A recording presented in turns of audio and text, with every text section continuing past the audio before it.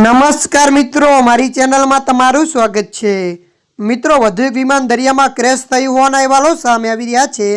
કેલિફોર્નિયાના Pacific ગ્રોવમાં એક નાનું ખાનગી વિમાન ક્રેશ થયું છે, જેમાં 3 લોકો સવાર હતા।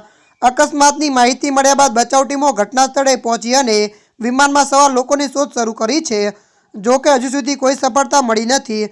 ફ્લાઇટ અવેરના ટ્રેકિંગ ડેટા અનુસાર એક નાના વિમાને બેરિનના સ્થાનિક સમય મુજબ રાત્રે 10:11 વાગે સાના ક્લોઝ એરપોર્ટથી ઉડાન ભરી હતી। તે છેલ્લે રાત્રે 10:30 વાગે મોન્ટ્રી નજીક જોવા મળ્યું હતું। લોકોને પેસિફિક ગ્રોવના દરિયાકાંઠે વિમાનમાં એન્જિનનો જોરદાર અવાજ સાંભળ્યો હતો।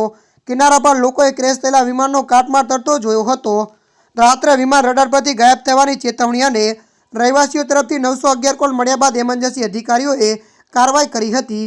યુએસ કોસ્ટ ગાર્ડ અને California department of forestry and fire protection દુર્ઘટનાની તપાસ અને શોધખોળ શરૂ કરી હતી। નેશનલ ટ્રાન્સપોર્ટેશન સેફ્ટી બોર્ડ તેની તપાસ કરશે।